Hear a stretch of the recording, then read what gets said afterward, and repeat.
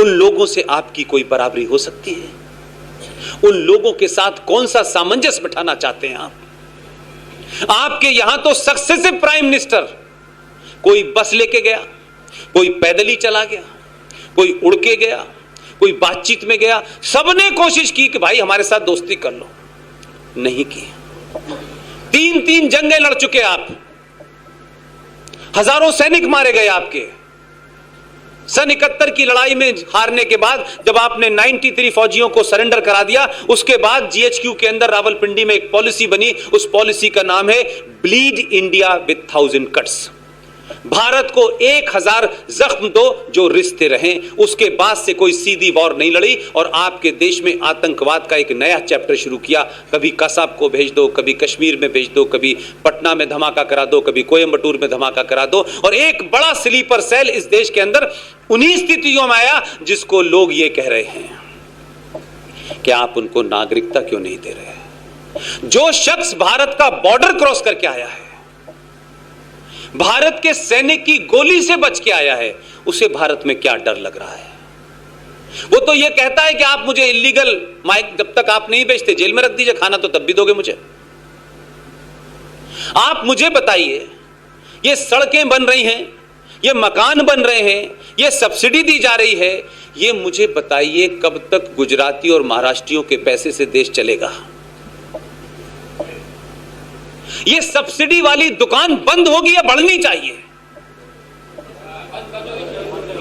तो इसको बंद करने के लिए जब आप संविधान में 1976 में एक लंबी डिबेट करते हैं, पार्लियामेंट में एक डिबेट होती है और 42nd अमेंडमेंट कॉन्स्टिट्यूशन का पास किया जाता है और 42वें संविधान संशोधन की 7वीं सूची के अंदर आपसे यह कहा जाता है कि सरकारें, केंद्र सरकार, राज्य सरकार जनसंख्या नियंत्रण के ऊपर तत्काल और परिवार नियोजन के तत्काल तरीके से रास्ते ढूंढें और इनको इंप्लीमेंट करें। यह सन 76 में आपके संविधान में आ गया था संशोधन होने के बाद। लेकिन सन 76 से संशोधन पास किसके लिए किया था? संविधान में एक पेज बढ़ाने के लिए। आपने बढ़ाया, रख दिया। सन 76 से लेकर 2019 हो गई। जो भी सरकार आती है जनसंख्या नियंत्रण की बात करती है, देखिए साहब मुसलमानों के खिलाफ साजिश हो रही है। तुम इस मुल्क में साजिश कर रहे हो 1 के 12, उसकी कुछ नहीं पूछने वाला। लेकिन यह चलता रहना चाहिए। 370 भी रहनी चाहिए थी। पाकिस्तान का एजेंडा कश्मीर में चल रहा था। मुख्यमंत्री शपथ लेकर के भारत के संविधान की, भारत के तिरंगे को गाली देती है, कोई पूछता नहीं है। दिल्ली की सरकारें कश्मीर के सामने बौनी हुई थी, कोई पूछता नहीं है। आपके संविधान में बहुत सारी चीजें थी, उनका कुछ भी कर लो, लिख लो, लेकिन जैसे ही तुम इसकी बात करोगे हम तुम्हारे खिलाफ दुनिया में सड़कों में खून बहा देंगे। वही आज स्थिति हो रही है। यह संविधान नरेंद्र मोदी ने नहीं बनाया, यह बीजेपी ने नहीं बनाया, यह आरएसएस का संविधान नहीं है भाई। इसी संविधान से चला रहे थे ना देश। तो जो लोग ये बात कहते हैं कि हमसे पूछा नहीं गया, भाई आपके चुने हुए नुमाइंदों से लोकसभा और राज्यसभा में पूछा। सबकी सहमति के बाद जो मेजॉरिटी ने फैसला किया वो हुआ। यही तरीका है, कोई इसके अलावा कोई और हुआ? अब ये तो है नहीं क्या कहते हैं भीड़ तंत्र तय करेगी। लेकिन आप कमाल के लोग हैं। संविधान में जनसंख्या नियंत्रण पे जैसे ही स्वतंत्रता दिवस के दिन, जिसे आपने भेजा है ट्रेनिंग देके, एक लाइन बोलता है लोग डरने लगते हैं। उसने यही कहा कि जो इस देश में जीडीपी में इतना कंट्रीब्यूट करते हैं, कुछ और लोगों को भी यह सोचना चाहिए कि वो कैसे कंट्रीब्यूट करें। इस पे विचार होना चाहिए। विचार होना चाहिए से डर लगने लगा। आखिर आपकी प्रॉब्लम क्या है? आप जब अपने 2 बच्चों को खिलाने के लिए नहीं है आपके पास, रहने के लिए मकान नहीं दे सकते, तो आपको किसने कहा है कि 12 पैदा करें आप? और अगर सरकार कोई नियम बनाए तो कहते बना दे, क्या फर्क पड़ता है, हम तो मानेंगे नहीं। तो यह देश संविधान से भी नहीं चलेगा, कानून से भी नहीं चलेगा, कोर्ट से भी नहीं चलेगा। तो कोर्ट, कचहरी, कानून सिर्फ एक ही वर्ग के लिए हैं। आपने तो कई सालों पहले तय कर लिया कि हम तो हमारे तो रहेंगे। बहुत सारे लोग तो अब एक भी नहीं पैदा करना चाहते क्योंकि उनको लगता है कैसे पढ़ाएंगे। लेकिन ताज्जुब की बात है, जो 12 हैं वो ना इसकी चिंता करते हैं, उनको कोई लेना देना नहीं है। आपने तो स्लोगन जब चल रहा था, कानून नहीं बना था, तभी मान लिया था, लेकिन उन्होंने जब भी नहीं माना और अब भी नहीं माना। इसलिए अब टेलीविजन की डिबेट पे आता है एक शहर का मुफ्ती और कहता है कि जब 7 करोड़ थे मुसलमान तो हमने पाकिस्तान ले लिया था, अब तो हम 35 करोड़ हैं। ये धमकी किसको दे रहे हो यार? ये धमकी देने का समय समाप्त हो गया। 2014 तक तो ठीक था। ये मैं इसलिए कह रहा हूं, आपने एक ऐसे समाज को, जो समाज अपनी सहनशीलता के लिए दुनिया में जाना जाता है, दुनिया के तमाम उसके साथ अत्याचार हुए, उसने आज तक बदला नहीं लिया। वो आज भी कहता है, उसको आज भी इसी स्लोगन पे यकीन है कि ये जो पूरी कायनात है इसको कोई चलाता है, इस सृष्टि को कोई चलाता है, जिसे मुसलमान कहते हैं रब्बुल आलमीन। यानी इस पूरे ब्रह्मांड, इस पूरे सिस्टम को कोई एक ताकत है वो चलाती है। हम भी यही मानते हैं, हम भी मानते हैं कि कोई एक चला रहा है और उसकी मर्जी के बगैर न आप यहां होते न मैं यहां होता। उसकी मर्जी है तब आप रात में यहां हैं और मैं भी यहां हूं। उसकी मर्जी के बगैर न हवा चलती है, न रोशनी होती है, न कोई पैदा हो सकता है, न मर सकता है। उसने तय किया हुआ है किसको कब जाना है, किसको कब आना है। हमारा पूरा यकीन है उस रब्बुल आलमीन पे। हम यकीन करते हैं, मानते हैं कि सृष्टि जो है कोई एक आदर्श शक्ति है जो चला रही है। इसलिए हम में कुछ कमियां होंगी, हमने कुछ ऐसी हरकतें की होंगी, हमारे पूर्वजों से कुछ ना कुछ ऐसा जरूर हुआ होगा कि उसी रब्बुल आलमीन की मर्जी के साथ हम 1000 साल तक गुलाम रहे। उस गुलामी के बाद भी हमने सवाल उस रब्बुल आलमीन पे नहीं उठाया। हमने माना कि हमारे अंदर कमियां थी, इसलिए हम 1000 साल तक गुलाम रहे होंगे। जो आया हमने उसको एक्सेप्ट किया। एक से एक कलंदर आया हमारे यहां, तो अच्छे भी आए, बुरे भी आए, लेकिन हमने कभी सड़कों पे उतर के किसी की गर्दन काटने की बात नहीं कही। लेकिन जिस रब्बुल आलमीन पे तुम्हारा यकीन है और सुबह शाम कहते हो रब्बुल आलमीन वही चला रहा है, हम भी मानते हैं, तो उसी की मर्जी से मोदी भी आया है। मोदी आरएसएस की वजह से नहीं आया, उसकी मर्जी थी तो उसने मोदी को पैदा कर दिया है।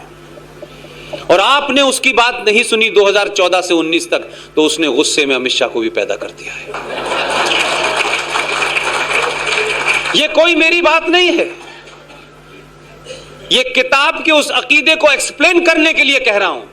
मैंने इसलिए कहा कि 1000 साल तक गुलामी का कारण हमारी कोई कमी रही होगी। ऊपर वाले ने हमें सजा दी और हमें बौनों से पिटवाया, हमें बौनों से जलील कराया। उसके बावजूद भी हमने अल्लाह पे सवाल नहीं उठाया, क्योंकि आप मानते हैं कि अल्लाह और ईश्वर दो अलग अलग चीजें हैं। लेकिन फिर भी हम ये कहते हैं कोई अदर शक्ति है जिसके कारण ये सिस्टम चल रहा है, उसकी मर्जी के बगैर नहीं होता। इसलिए हमारे यहां मानते हैं हम लोग कि शायद ऐसे ही ऊपर वाले को मंजूर होगा, इसलिए ऐसा हुआ। लेकिन आप तो उस पर भी यकीन नहीं कर रहे। एक ही 2014 में आपका यकीन टूट गया। तो अगर उसने भेजा है तो उसको भी मानो कि वो अल्लाह की मर्जी से आया है, और तुम मजहब के नाम पे बुरे काम कर रहे थे, तुम्हें सिर्फ उसको रास्ते पे लाना है। वो रास्ते पे लेके आएगा, चाहे तुम कितना ही विरोध कर लो। लिहाजा इसको तुम कुछ और रंग देना चाहते हो, मैं आपकी अकीदे से रंग देना चाहता हूं, आप अपने सियासी एजेंडे से देना चाहते हैं। इस देश में जो संविधान है वो सबके लिए है, ये जानते हुए कि उस संविधान में मैं 20 ऐसे प्रोविजन बता सकता हूं जिनकी लड़ाई शुरू करनी है मुझे कुछ दिन बाद। ऐसे प्रोविजन है कि आपको लगेगा कि भाई जो संविधान सेकुलर होने का दम 1976 में भरता है, वो डिस्क्रिमिनेट कैसे कर सकता है? अगर ये स्टेट सेकुलर है जिसमें सब बराबर है, तो ये माइनॉरिटी कमीशन क्यों है? अगर स्टेट सबके साथ बराबरी करती है, तो फिर आर्टिकल 30A भारत के संविधान में क्यों है? किस नजरिए से रखा गया? फिर ये किसने ये नियम बनाया कि भारत के मंदिरों पे चढ़ने वाले पैसे को सरकार लेगी?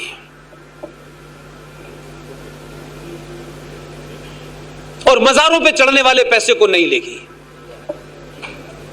ये क्यों बनाया भाई? ये सेकुलर स्टेट है।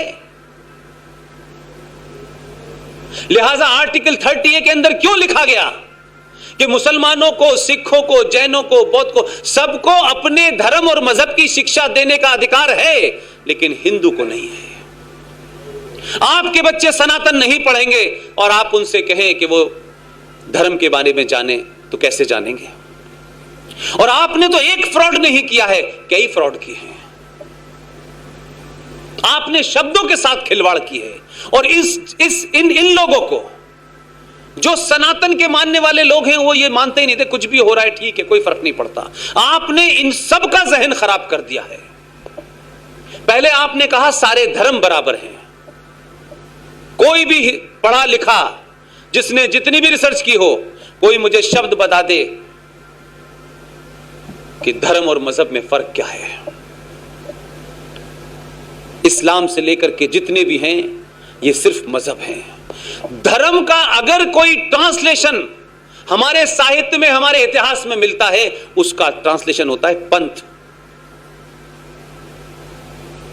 लिहाजा जब सेकुलरिज्म का बुखार इंदिरा गांधी को 1976 में सूझा, तो ना तो सरकार ने किसी किस्म का संसद में कोई बहस की, ना इस पे कोई चर्चा हुई, ना कोई डिबेट हुई। इंदिरा गांधी को अपने पॉलिटिकल रीजन से एक सेकुलरिज्म का शब्द डालना था, उन्होंने लिखा सोशलिस्ट सेकुलरिज्म।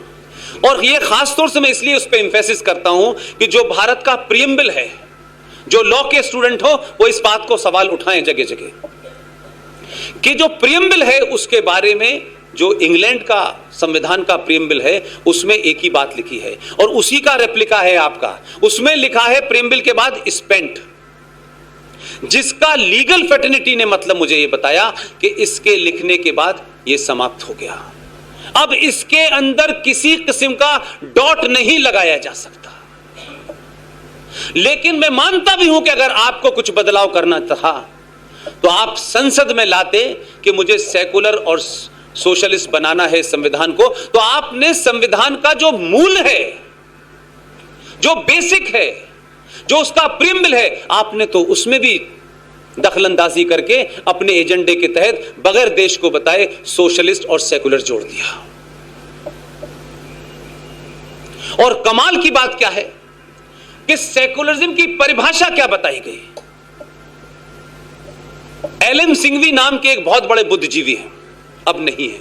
उनका बेटा है जिसे आपने लाइव टेलीविजन पे देखा होगा कि सुप्रीम कोर्ट में और हाई कोर्ट में जजेस कैसे बनाए जाते हैं।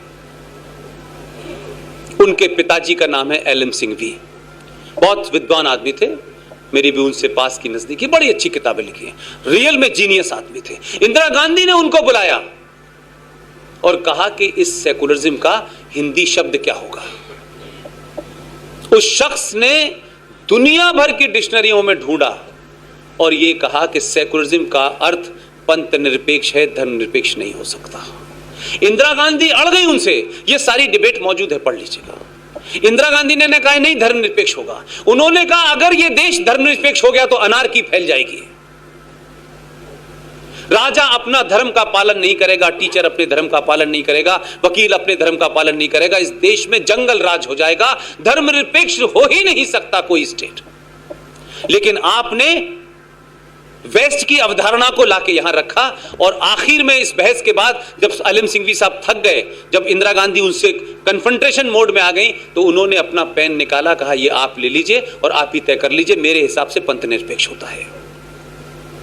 और धर्मनिरपेक्ष का आपको गलत अर्थ बता दिया। तो हिंदू इस देश में क्या समझता है कि अगर तिलक लगा लेगा, अगर पूजा करने जाएगा, तो वो पड़ोसी छोटे भाई का पजामा बड़े भाई ये पूछेगा अरे यार तुम हिंदू हो गए हो क्या? अरे ऐसा कैसे हो सकता है यार, तुम तो अच्छे, तुम आरएसएस के हो गए हो क्या? तो धर्मनिरपेक्ष का मतलब है कि इस देश की मेजॉरिटी अपनी आस्थाओं को छोड़ दे, अपनी पहचान को छोड़ दे, तब तक तो वो सेकुलर है। लेकिन अल्लाह मियां के बंदे 75 प्रकार की टोपी लगाएं, 76 प्रकार के पजामे पहने, कुर्ता ऊंचा पहने, नीचा पहने, वो फिर भी सेकुलर हैं, क्योंकि उनके यहां अवधारणा सेकुलरिज्म की है ही नहीं।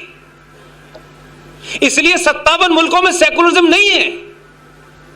अगर जिस सेकुलरिज्म की जरूरत इन्हें पड़ रही है और जिस सेकुलरिज्म की दुहाई सेलेक्टिव देते हैं इस देश के मुसलमान कि सेकुलरिज्म खतरे में है, टेलीविजन के ऊपर शैतानी और रहमानी आते हैं, बहुत एक से एक जोकर आता है, अल्लाह जाने किस मस्जिद में पढ़ के आता है, मुझे तो यह भी समझ नहीं आता, और कुछ भी बोलता है।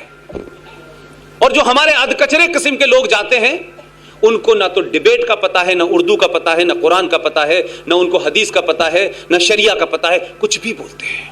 और हर आदमी पॉलिटिकली करेक्ट होने की कोशिश करता है। झूठ को भी, मतलब सच को भी झूठ कहना है, ये पॉलिटिकली करेक्ट रहना है, कहीं ऐसा ना हो कि लोगों को बुरा लग जाए। लेकिन एक कुछ लोग हैं पूरी दुनिया में, वो कहते हैं कि आपको बुरा लग जाए, हम तो ऐसे ही हैं। इसलिए मैं उनकी तारीफ इस बात में तो करता हूं, वो गलत हो सकते हैं, लेकिन उन्होंने कभी अपनी पहचान छुपाने के लिए आपसे कंप्रोमाइज नहीं किया,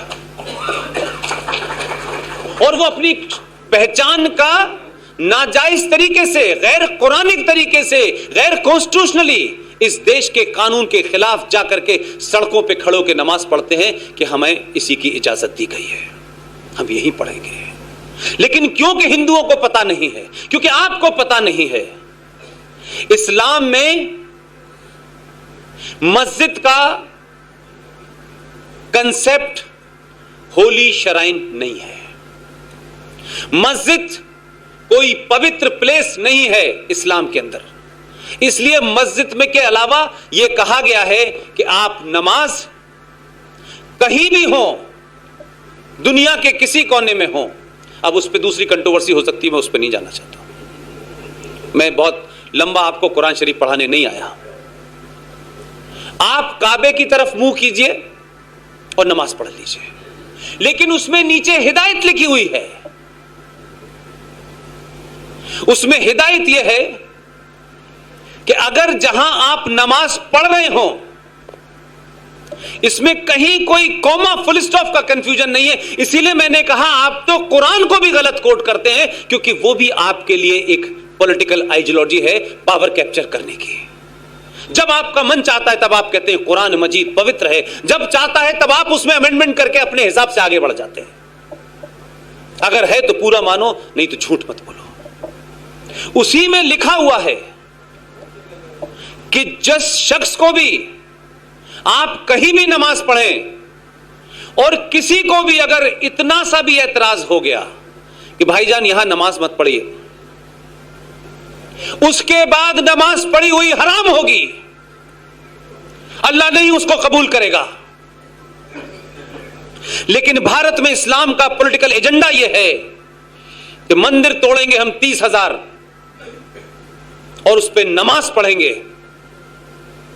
तुम्हारी नमाज कबूल नहीं होगी। ध्यान रखना, तुम कितनी भी सड़कों पे नमाज पढ़ो ये बताने के लिए कि तुम्हारी गिनती बढ़ गई है, तुम मेजॉरिटी को डराने के लिए सड़कों पे नमाज पढ़ते हो, तुम गैर इस्लामिक काम और गैर कुरानिक कार्य करके बाबर की मस्जिद को उस जगह इसलिए बनाना चाहते हो कि इस हिंदुस्तान की मेजॉरिटी जलील रहे, कुंठित रहे, इन्फिनिटी कॉम्प्लेक्स का शिकार रहे कि तुम्हारे लोगों ने इनको गरीब बनाया था, इनको जलील किया था, लिहाजा आज हम उनके वारिस हैं। भले ही तुम वारिस ना हो, लेकिन सिर्फ तुमको एक सैडिस्ट प्लेजर मिलना है कि इस मेजॉरिटी को जलील करने के लिए। कहते हैं कि हमारा ईमान है, आज नारे लगाए हैं बुरखे वालियों ने, मोदी साहब हमारा ईमान है, हम जिंदा कौम हैं। ना आपका ईमान है, ना आप जिंदा हैं, आप पूरी दुनिया के ऊपर बोझ हैं। आपने पूरी दुनिया के अंदर वो चीजें दी हैं जो आपकी सभ्यता का हिस्सा नहीं था। जरा पढ़िए अपने इतिहास को, ये रेप शब्द, ये बलात्कार शब्द सनातन की संस्कृति का हिस्सा ही नहीं था। हम तो मजबूर कि जो लोग घोड़े पे चढ़ के आ रहे थे मंगोलिया से लेकर के और पूरे उज्बेकिस्तान से, हमारी औरतों ने घूंघट इसलिए नहीं किया कि घूंघट की कोई प्रथा थी। तुम्हारी वैशी आंखों से बचने के लिए हिंदू औरतों ने घूंघट रखना शुरू कर दिया। तुम हमको बताते हो कि हम कौन लोग हैं। तुम उस घूंघट का मजाक उड़ाते हो और कुछ तथाकथित इस देश में नियो लिबरल पैदा हो गए हैं। हमारे यहां घूंघट की संस्कृति नहीं थी, क्योंकि कभी बलात्कार शब्द सोचा नहीं था हमने, क्योंकि आपकी किताब यह कहती है, आपकी हदीस यह कहती है कि जंग में जीते हुए सामान की बराबर की लूटपाट होगी, जंग में जीती हुई औरतों का भी बराबर का हिस्सा होगा। हमारे यहां नहीं है। हमने किसी की धरती पे 5000 साल का रिकॉर्ड उठा के देख लीजिए, हमने किसी की धरती पे हमला नहीं किया, किसी की जमीन नहीं ली हमने। हम जाने अनजाने भले ही सनातन ना हो, हम भूल गए हो, शायद वो बोध ना रहा हो, लेकिन हमारे सेल्फ कॉन्शियस में कहीं वो जिंदा है। आपने तो हमारा एक फौजी पकड़ लिया था, एक को बेईमानी से पकड़ा हुआ है, वो जिसको पूरा देश देखा, अभिनंदन। जिसको पकड़ लिया था, पूरे पाकिस्तान के अखबार पढ़िए, आपने अखबार नहीं पढ़े। बड़े बड़े लोगों ने यह आइडिया दिया कि जब उसे पकड़ ही लिया था तो इस पे तो बार्गेनिंग करनी चाहिए थी। उन जाहिलों को नहीं पता, या पता है तो जानना नहीं चाहते। हमने 71 में 93,000 पाकिस्तानी फौजियों को ऑफिशियली सरेंडर कराया था। 2 महीने तक पूरी इज्जत के साथ रखा और किसी का नाखून नहीं काटा और इज्जत के साथ वापस भेज दिया था। हमारे अनकॉन्शियस में आज भी सनातन जिंदा है। और तुम कहते हो कि हमारी किताब यह कहती है कि किसी एक आदमी का कत्ल पूरी इंसानियत का कत्ल है। कितना प्यारा विज्ञापन का स्लोगन है ये।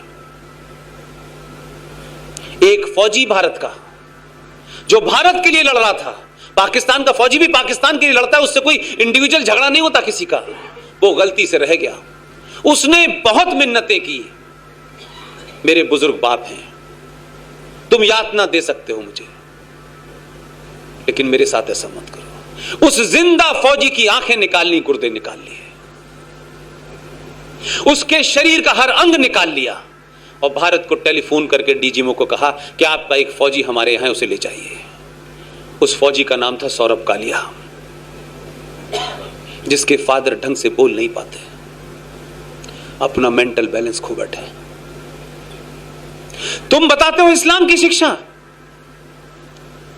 हमने तो उस दौर में हम कुछ भी कर देते तो कुछ नहीं होता। हमारा आज भी चरित्र वही है और तुम्हारा चरित्र वो है जो 1400 साल पहले तुमने मोहम्मद के दामाद को मारा था, धोखे से मारा था, सजदे में मारा था।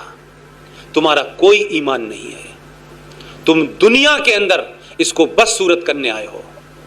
कई सारे कंफ्यूजन है। इस्लामिक आर्किटेक्चर, पूरे इतिहास में ये इस्लामिक आर्किटेक्चर नाम की कोई चीज ही नहीं है। कहां है इस्लामिक आर्किटेक्चर? कहां है? मुझे बताएं पूरी दुनिया में। लेकिन हमारे बहुत सारे लोग, नए नए ज्ञानी जो हैं, वो कहते हैं इस्लामिक आर्किटेक्चर है ये। कौन? लाल किला, कुतुब मीनार, ताजमहल किसने बनाया? क्योंकि आपके यहां नरेटिव गलत क्रिएट किया गया ताकि आपको अपनी संस्कृति का बोध ना हो और आप ऐसे ही रहें जैसे 70 साल में थे और अगले 70 साल के बाद आप इस लायक भी नहीं होते। ये तो ऊपर वाले का और गुजरातियों का धन्यवाद करो कि 1947 की गलती का प्रायश्चित जल्दी कर लिया इन्होंने। नहीं तो 1947 में जैसे लोग ये भेज रहे थे तो सत्यानाश ही हो जाता। एक गाल पे दे दो तो दूसरा गाल खोल दो और ये कर दो और वो कर दो। ये तो धन्यवाद देना चाहिए गुजरातियों को, पूरे देश का ऋणी होना चाहिए। मैं तो ओपनली कहता हूं, मैं तो उत्तर प्रदेश का रहने वाला हूं, कि गुजरातियों ने 1947 का प्रायश्चित जल्दी करा और दो भेजे। कहा कि एक गलती रास्ते पे जाए तो तुम उतरने मत देना। और जो रौब और जो स्टाइल नजर आ रही है लोकसभा में, लगता है कि बात हड़का देता होगा अकेले में। जो मैं कर रहा हूं मुझे करने दो। इतने लंबे समय के बाद पार्लियामेंट के अंदर इसको हिंदू मुस्लिम से छोड़ दें आप थोड़ी देर के लिए, माइनॉरिटी मेजॉरिटी में भी छोड़ दें आप, क्या आपको इस बात का कोई कहीं कोई गर्व होता है? कर कोई हल्का सा भी एक एहसास होता है कि आज इस देश में 10 से 15 लोग, मैं कल आपके शहर में ही था, उसी समय पे जब मैं स्पीच दे रहा था, मेरे साथी सुशील पंडित लखनऊ में बोल रहे थे, RSN सिंह कहीं और बोल रहे थे। हम में से किसी का सरकार के साथ डायरेक्टली इनडायरेक्टली कोई संबंध नहीं है। कोई वजह तो होगी कि कुछ लोग अपने आप देश में कुछ करने निकले हैं। कोई वजह है कि रात के 10 बजे आप जैसा समाज मुझे सुन रहा है। आपको मजबूरी में बसों में भर के नहीं लाया गया है। यह कोई रैली नहीं हो रही है राहुल गांधी की कि बस में चलो, और जब बस के बाद इंटरव्यू पूछो तो बोले हमें पता नहीं हम क्यों आए हैं, हम तो यहां घूमने आए थे। इस पागल की कोई रैली में आता है? वो तो ये कह रहे हैं टेलीविजन पे, हमें क्या पता है कहां की रैली। तो मैं ये कह रहा हूं कि ये आपकी पहली स्टेज है। इस भारतीय समाज के जागृत होने की पहली निशानी है कि पूरा देश इस वक्त इतिहास को जानना चाहता है, और पहली निशानी सबसे डिफिकल्ट होती है। पहली स्टेज पे ज्यादा मेहनत करनी पड़ती है। लिहाजा हमारा कोई निजी स्वार्थ नहीं है, हमारा कोई निजी एजेंडा नहीं है। यह बात अलग है कि मैं अभी आपके लोगों से कह रहा था कि क्या किसी ने कभी सोचा था कि यह धारा 370 इतनी आसानी से हट जाएगी? और कमाल यह है कि जब हटी है, क्योंकि हमें एक बात बताई गई कि ये जो नाथूराम गॉडसे के लोग हैं, ये देखिए देश के संविधान को बदलना चाहते हैं, इनकी कभी मेजॉरिटी नहीं होगी। आपके आदमी को बड़ा करिश्मा आता है। जिस सदन में उसकी मेजॉरिटी नहीं थी, उसी में सबसे पहले 370 पास करा दिया उसने। ऐसा कोई बिल नहीं मिला इतना शार्पली डिवाइडेड बिल हो और उसको रखने में सरकार, और 24 घंटे में एक में पास कराया, 48 घंटे में दोनों में पास होके साइन शाम तक राष्ट्रपति के करा दिए। जाओ करो क्या करोगे।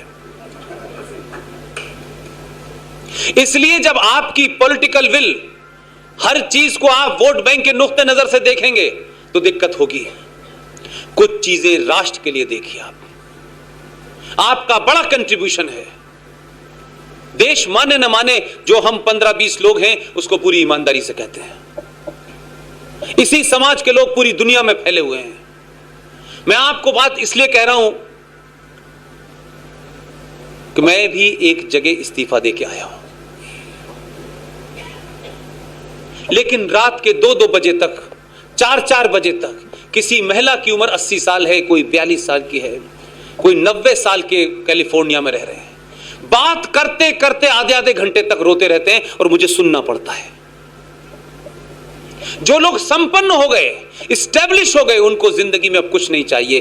क्या वजह है कि जिंदगी के इस मोड़ पे उनके अंदर राष्ट्रवाद और सनातन की इतनी भूख है कि 2 बजे मुझे फोन करके मेरे साथ रो रहे हैं। कोई वजह होगी, कोई कॉर्ड जो है, जो हजारों साल से वो चुप थे, दादा परदादा के डर में, नौकरी के डर में, अपने बिजनेस के डर में, आज वो सब कुछ खोने के लिए तैयार हैं, लेकिन राष्ट्र चाहते हैं। यह आसान काम नहीं होता। इसलिए मैंने कहा कि जम्मू कश्मीर का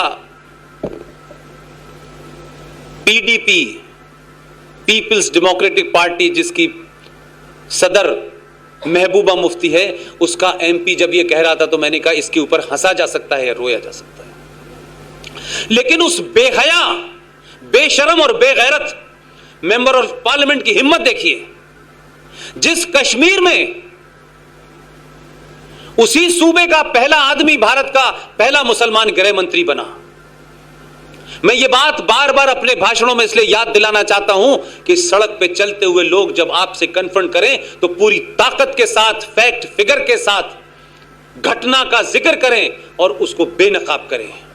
ये वक्त अब नहीं है कि आप चुप बैठेंगे और कुछ लोग आपके ऊपर कुछ कीचड़ उछाल के चले जाएंगे और आप साफ करते रहेंगे। आप अपोलोजिस्टिक मत होइए। आपका इतिहास बहुत अच्छा था, आपका भविष्य भी बहुत अच्छा है, लेकिन अपने वर्तमान से लड़ेंगे तो दुनिया आपको सलाम करेगी।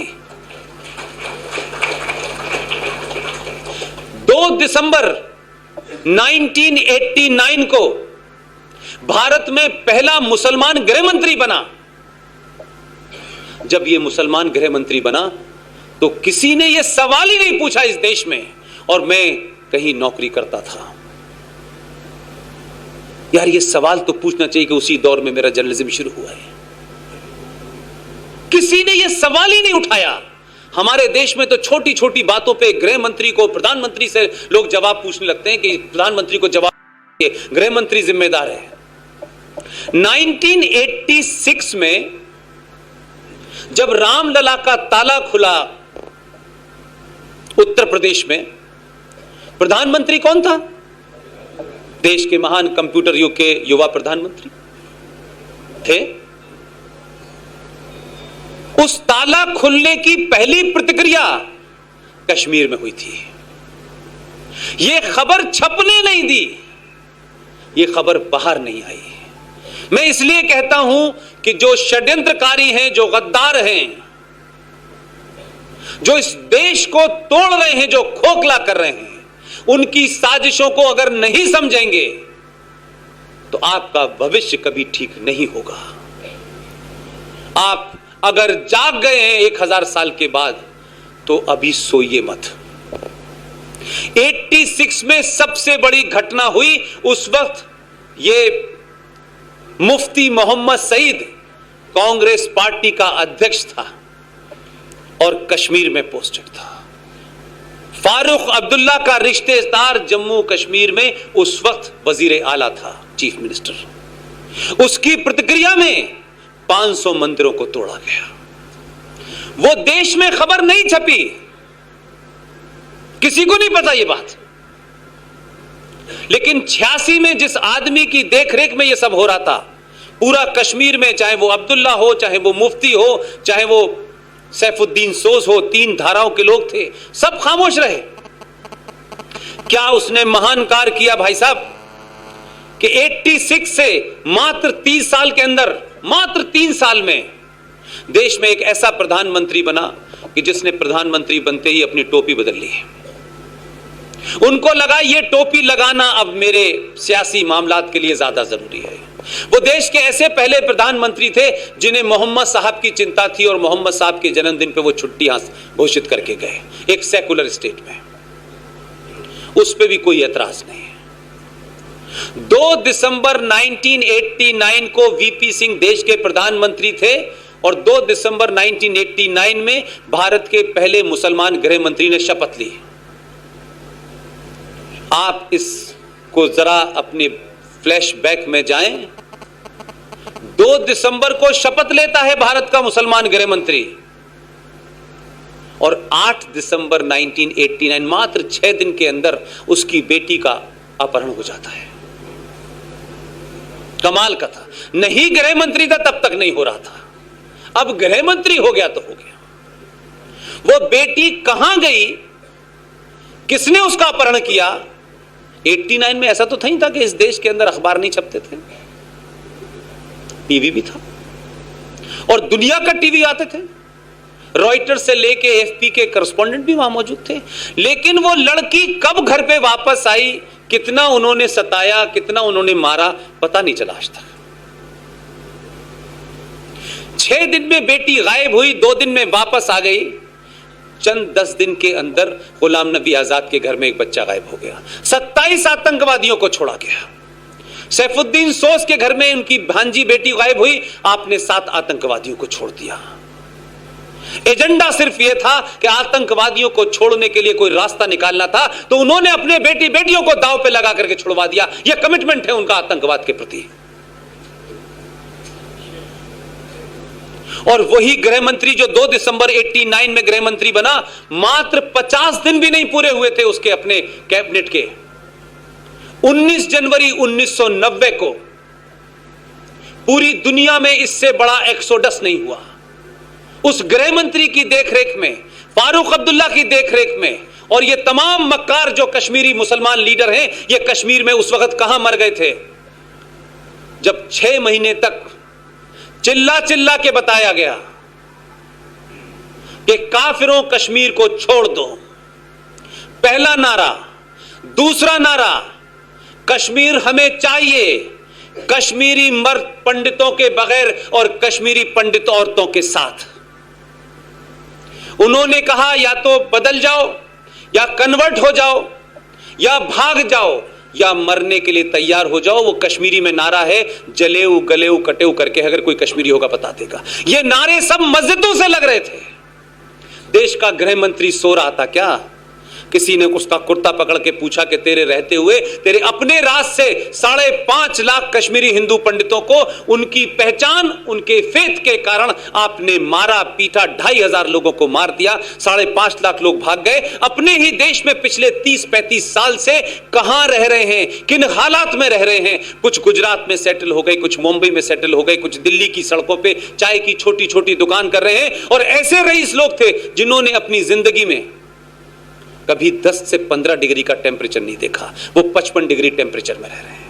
एक एक कमरे में, एक एक टेंट में बीवी भी है, बच्चा भी है, ससुर भी है, बाप भी है, बहन भी है। उनके यहां 30 साल में कितनी मौतें हो गई, उनके यहां 30 साल में किसने दिवाली मनाई, किसने होली मनाई, कोई दुनिया के किसी लीडर को चिंता नहीं हुई, क्योंकि इस देश के बाकी हिस्सों में रहने वाले हिंदुओं को कोई फर्क नहीं पड़ा। यह सवाल इस देश में नहीं पूछा किसी ने। मुफ्ती मोहम्मद सईद वापस दोबारा कुछ सालों बाद आता है और उसी राज्य का मुख्यमंत्री बन जाता है। हमारे यहां तो दामन पे दाग लग जाए अगर किसी मंत्री के, तो फिर उसका स्वाहा ही होता है, आसानी से नहीं आ पाता। हम इतने वाइब्रेंट समाज के लोग हैं। इसलिए मैंने कहा, आज जो कुछ मुसलमान कर रहे हैं उन्हें यह दिन याद रखना चाहिए। इस देश की मेजॉरिटी ने किसी मुसलमान से नहीं कहा है भारत छोड़ दो। इस देश के हिंदुओं ने किसी मुसलमान से नहीं कहा है कि इस देश को छोड़ के भाग जाओ और अपनी औरतों को छोड़ दो। इस देश के हिंदुओं ने किसी मुसलमान से नहीं कहा है या तो कन्वर्ट हो जाओ या मरने के लिए तैयार हो जाओ, क्योंकि हम मुसलमान नहीं हैं और हम कश्मीर नहीं हैं। लेकिन वही मुसलमान पूरे तरीके से एक डिजाइन के तहत, जिसमें अंतरराष्ट्रीय ताकतें भी शामिल हैं, पूरे देश के सामने वो भी आएंगी। सबको पता है कहां कहां से चीजें चल रही हैं, क्यों चल रही हैं। ये सिटीजन अमेंडमेंट एक्ट का एजेंडा नहीं है। सारा दर्द यह है कि पिछले 70 साल में सबने मिलकर खामोशी से एक स्टेट बनाई थी। उस स्टेट में हजारों ऐसे कानून बनाए जिसमें मुसलमान के लिए सारी जगह थी, हिंदू के लिए जगह नहीं थी। और ये वो आपकी स्ट्रेटेजिक स्टेट थी कि आपने एक शब्द सुना होगा जो हदीस में कहा जाता है, जिसे हम लोग जानते हैं गज़वाए हिंद।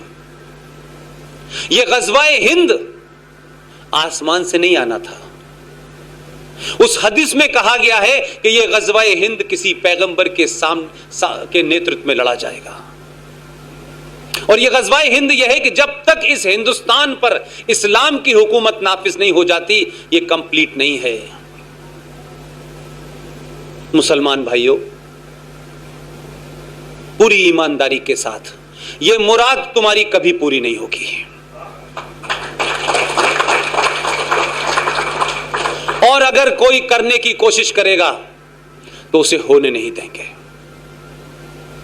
जेएनयू में बहुत लोग नारे लगा सकते हैं, अल्लाह के नाम से लगा सकते हैं, भारत तेरे टुकड़े होंगे इंशाअल्लाह इंशाअल्लाह। इंशाअल्लाह का मतलब जानते हैं आप लोग? इंशाअल्लाह का सिर्फ इतना ही मतलब होता है, अगर अल्लाह ने चाहा तो। अभी अल्लाह ने नहीं चाहा है। अल्लाह ने चाहा है भारत के टुकड़े ना हो, इसलिए अल्लाह ने एक पैगंबर भेज दिया है।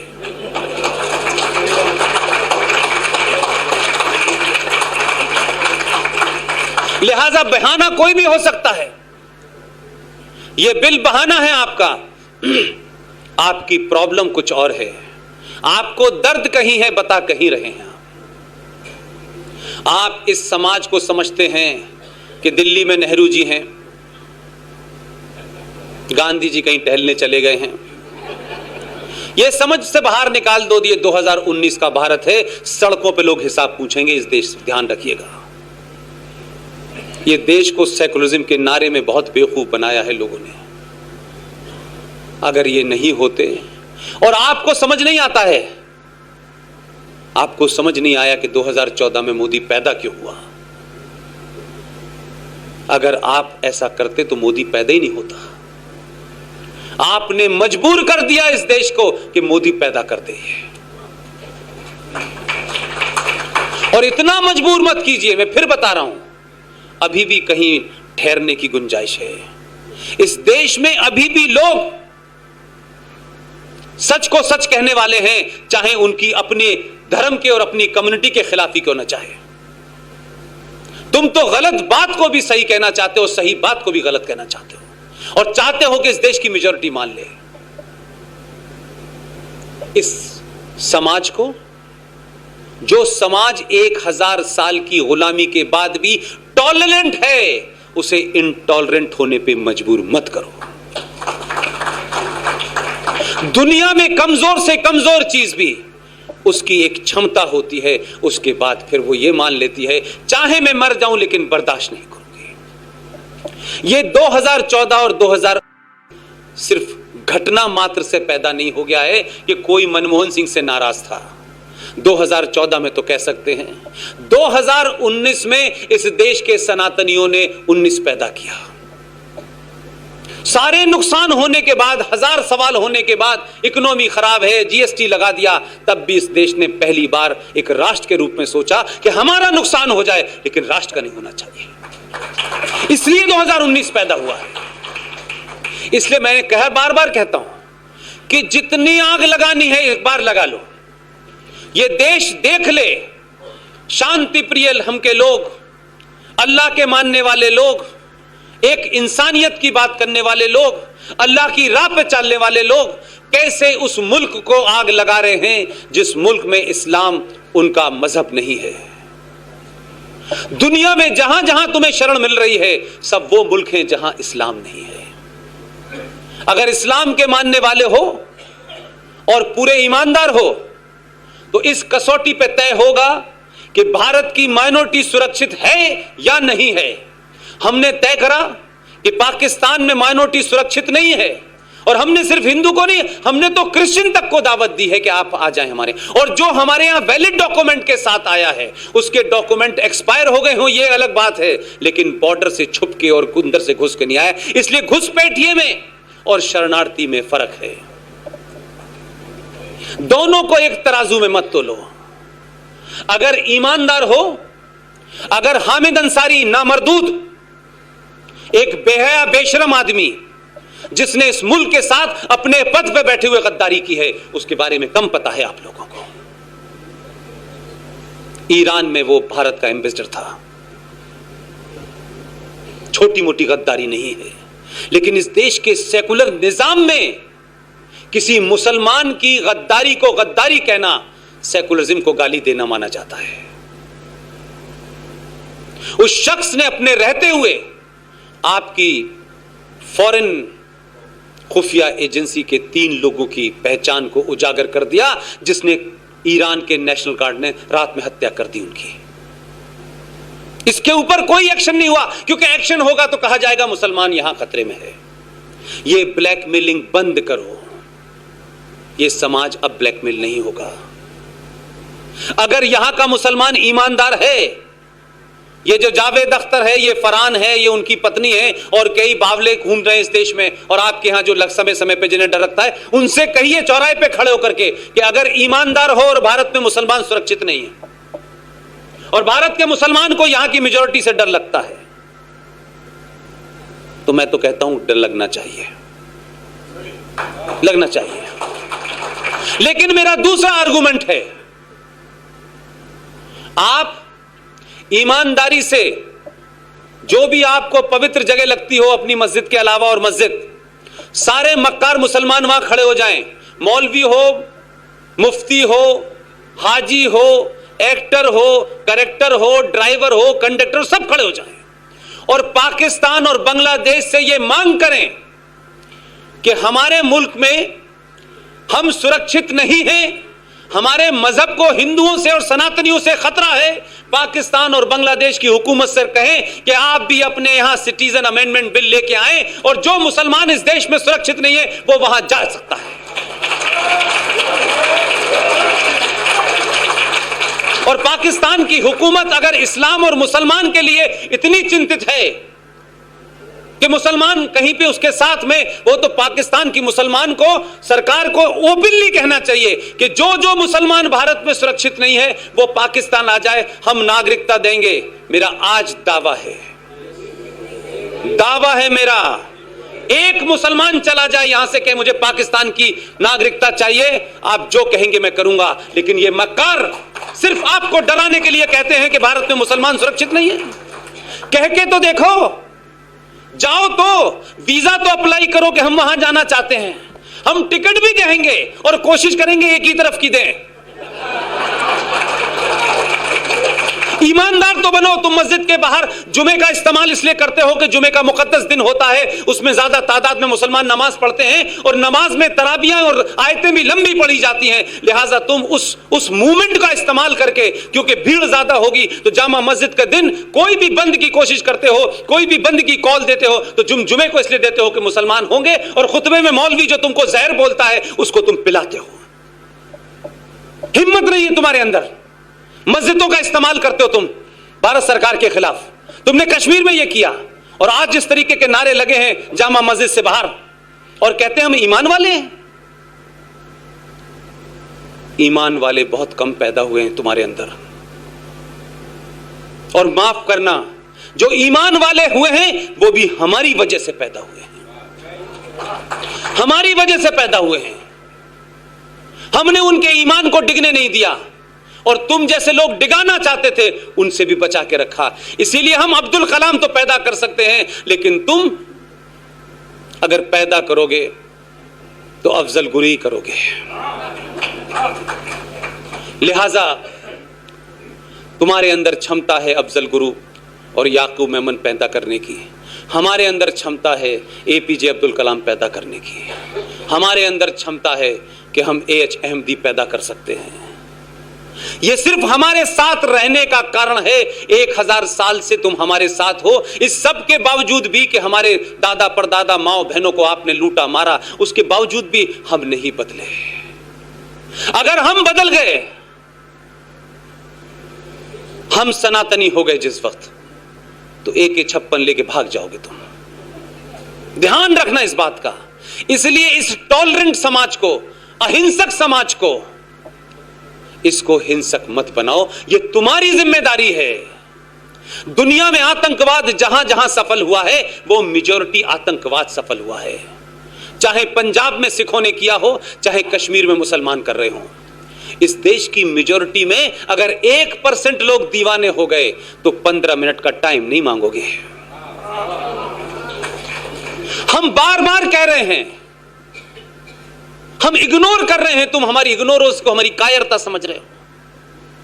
तुम्हें देश का प्रधानमंत्री खड़े होकर एश्योरेंस दे रहा है कि इसमें तुम्हारी नागरिकता नहीं ली जाएगी, लेकिन तुम उसको पागल समझ रहे हो।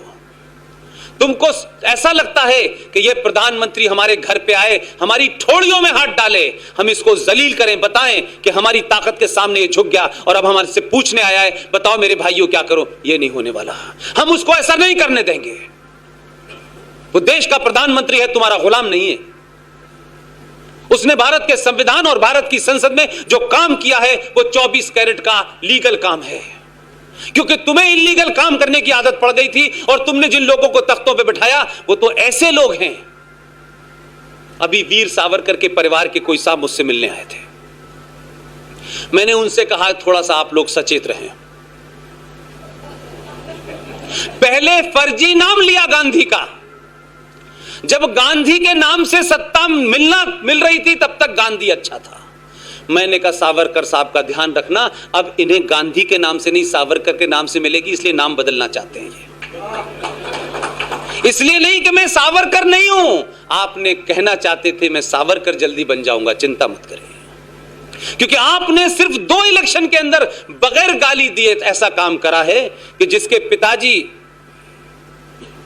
जनेऊ अपनी जैकेट के ऊपर डाल रहे थे, उनका बेटा जनेऊ कहां कहां डाल रहा है पता नहीं चल रहा। जनेऊ कैसे पहना जाता है इसकी नई नई विधाएं सीख रहा है। मैंने इसलिए कहा कि कुछ लड़ाई सामूहिक तौर पे बिना हथियारों के साथ सनातन ही लड़ सकता है। आपको कोई जरूरत नहीं है हिंसक होने की। आपकी प्रवृत्ति नहीं है कि आप हिंसक हो। फौज का काम है, उसे ट्रेनिंग दी गई है करे, लेकिन इसका यह मतलब नहीं है कि आप अहिंसक नहीं होंगे तो हर एक को अपने सर पे बिठा लेंगे। अहिंसक के साथ साथ यह मैसेज दीजिए जो पतंजलि में लिखा हुआ है। थोड़ा थोड़ा कुछ कुछ पढ़िए, अपने इतिहास को पढ़ लेंगे, उससे ही आपको इतनी शक्ति मिल जाएगी कि अगर आप ये बता देंगे कि हमने पतंजलि भी पढ़ी है जिसमें लिखा है कि अहिंसा का मतलब क्या है। उसी पतंजलि में बताया गया है अहिंसक और अहिंसा का मतलब सिर्फ इतना ही है कि अपने मन में किसी के प्रति दुर्भावना, द्वेष नहीं रखना चाहिए। इसे अहिंसा कहते हैं। यह बात अलग है कि अहिंसा के पुजारी ने आपको कुछ और बता दिया और अहिंसा का मतलब ही कुछ और है, और यह कहा अहिंसा परमो धर्मा, अगली लाइन भी बता देते। तो पतंजलि में लिखा है कि अहिंसा का मतलब है आपके मन में अपने किसी के प्रति दुर्भावना नहीं होनी चाहिए, नफरत नहीं होनी चाहिए। लेकिन उसकी अगली लाइन में लिखा है, जो पढ़े लिखे लोग हैं उसको जाके चेक करें, अगर दुश्मन आपके सामने आ जाए तो एक ही वार में उसकी गर्दन धड़ से अलग कर दीजिएगा। आप उस संस्कृति के लोग हैं भाई। मैं इसलिए बार बार कह रहा हूं, ये इसलिए परेशान नहीं है कि मोदी आ गया है, यह चिंता का विषय नहीं है। चिंता का विषय यह है कि मोदी जिस तरफ चल पड़े, इस देश में करोड़ों मोदी पैदा ना हो जाएं, यह डर पैदा हो गया है।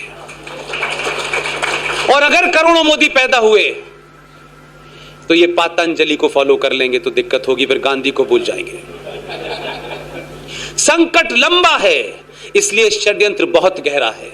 इसलिए हर किस्म का आदमी जो जिस कतार में बैठा है, जो जिस चीज का ढोल बजाता है, वो सब निकल निकल के बाहर आ रहे हैं, क्योंकि जो एक आदर्श सत्ता, इनविजिबल पावर इस देश में 70 सालों में जो क्रिएट कर दी गई थी कि मेजॉरिटी अगर कोई बात कहेगी तो वो फौरन नहीं मानी जाएगी, और माइनॉरिटी की हर नाजायज मांग संविधान में नाजायज काम करेंगे, और जो संविधान ने जिसकी परमिशन नहीं दिए वो भी काम आप करेंगे। इसलिए जब तक वैसा देश चल रहा था तब तक तो भाईचारा था, गंगा जमुना तहजीब थी।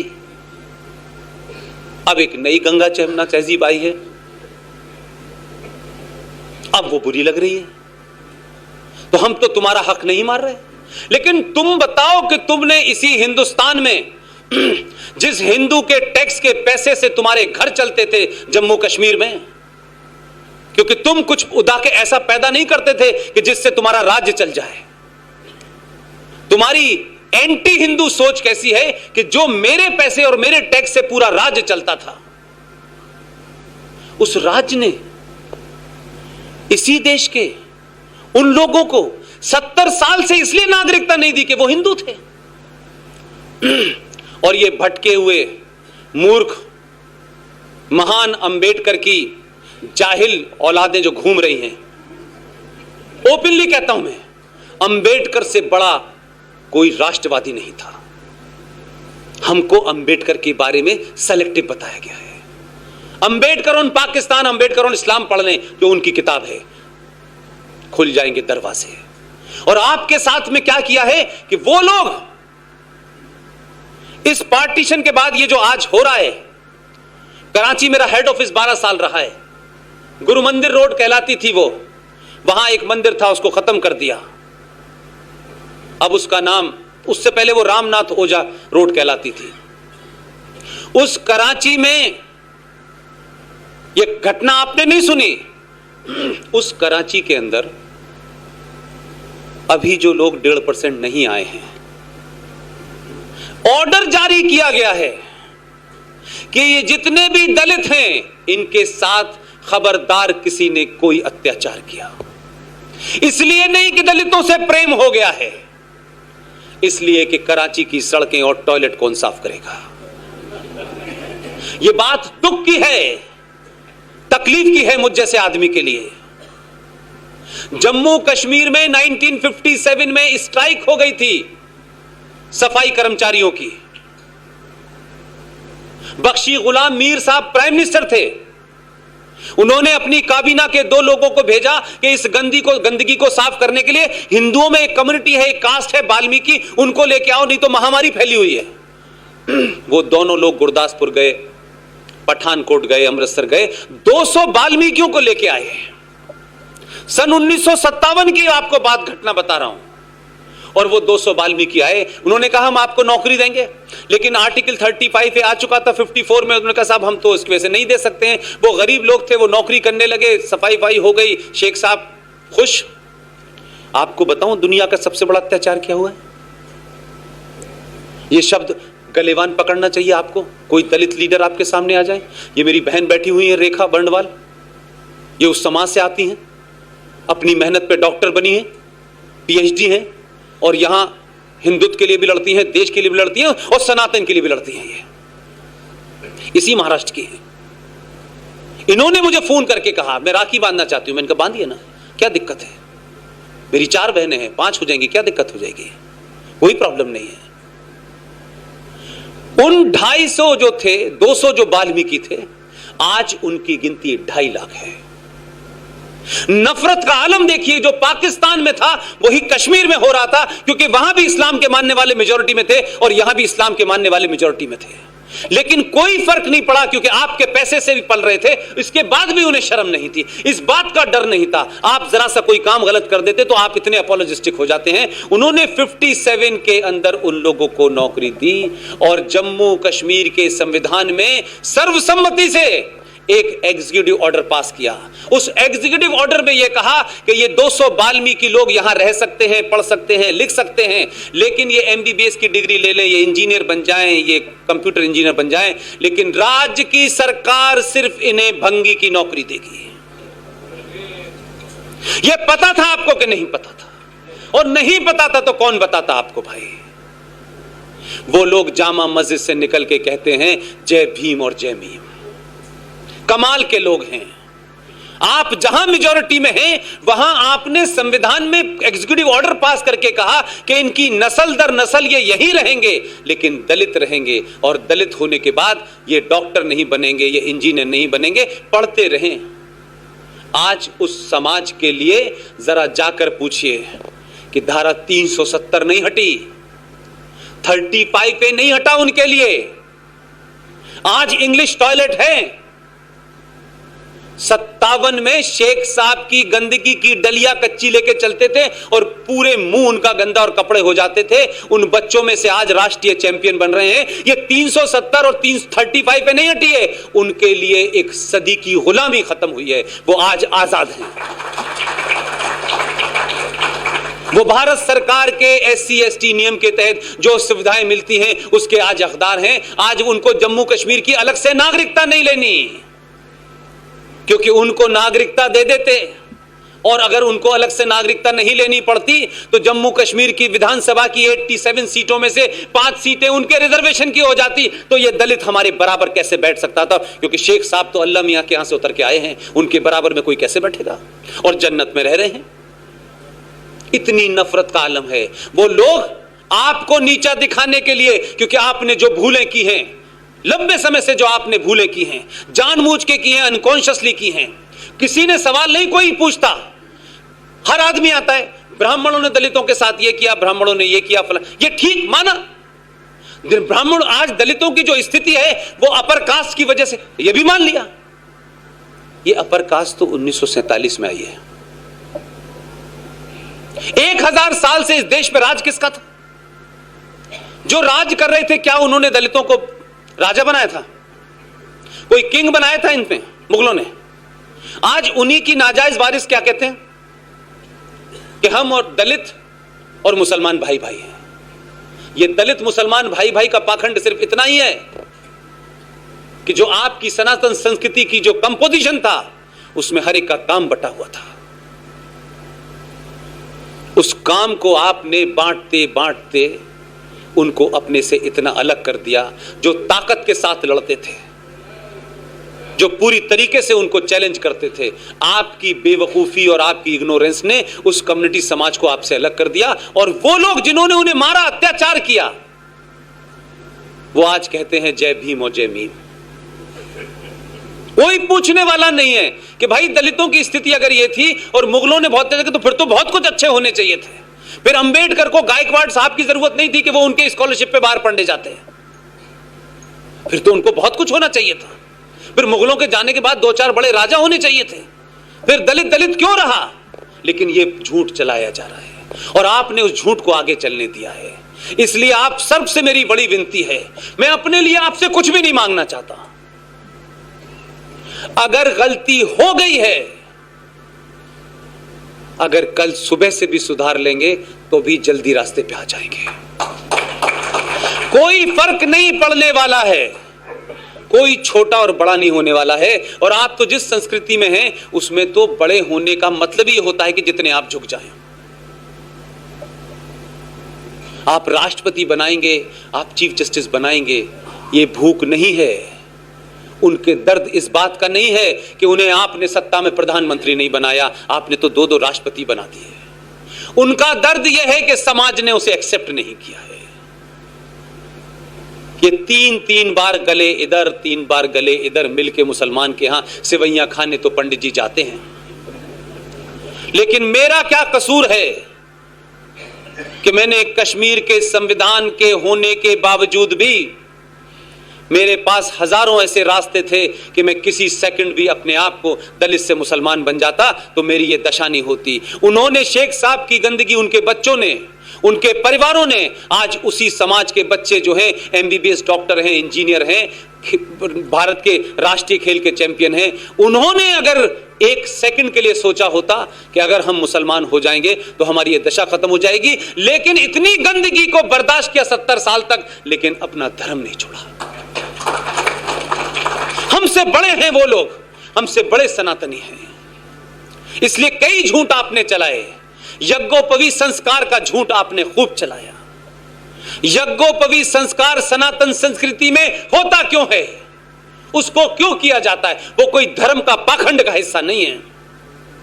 मैं 2 संस्कृति को बराबर में खड़ा करने की बात करता हूं। यज्ञोपवीत संस्कार, आप सब मुझसे ज्यादा बड़े हिंदू हैं। मेरी तो जिंदगी का 24 साल ऐसी जगह चले गए जहां कुरान मजीद, अल्लाह अकबर के अलावा कुछ था नहीं, लिहाजा मैं उस पर अथॉरिटी नहीं हूं। लेकिन जो बात कहना चाहता हूं पूरी शर्तिया आपसे साथ फैक्ट पे कहना चाहता हूं।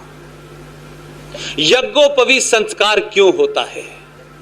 यह जनेऊ संस्कार में कहीं नहीं था कि ब्राह्मणों का होगा और ठाकुरों का होगा। जो सनातन है उसका यज्ञोपवीत संस्कार होगा। यह बहुत बाद में बटा।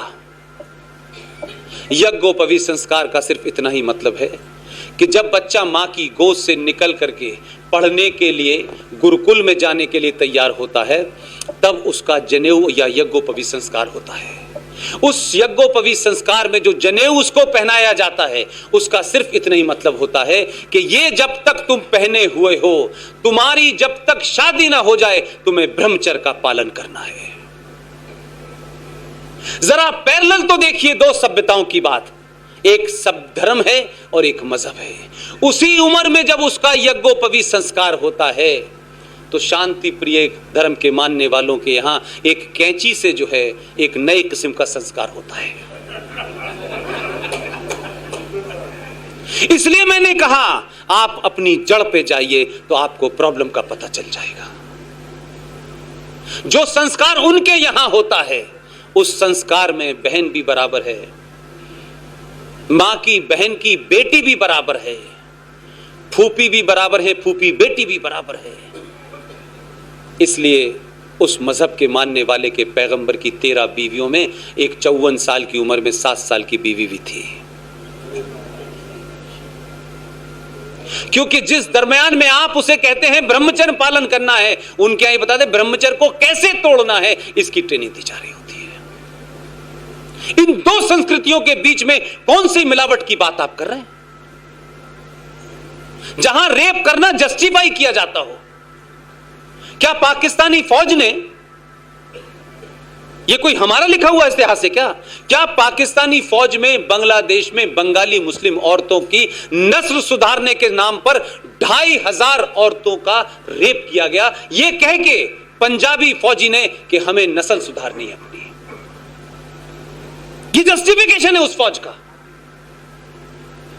न्याजी साहब की किताब लिखी हुई है, उसे पढ़ लीजिए। मेरे और आपकी कोई कहने की जरूरत नहीं है।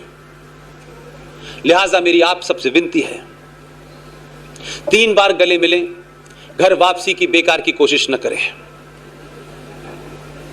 जो चला गया है उसे जाने दें, पूरा एक्सपीरियंस लेने दें, अपने आप वापस आ जाएगा। लेकिन जो आपका अपना है, जो आपके सिर्फ एक बार गले मिलने के इंतजार में 1000 साल से खड़ा है, रफीक साहब के घर जाइए, 10 बार सेवैयां खाइए, ईद पे 3-3 बार मिलिए, लेकिन हफ्ते में एक रोज एक दलित के घर का पानी पी के आ जाइए।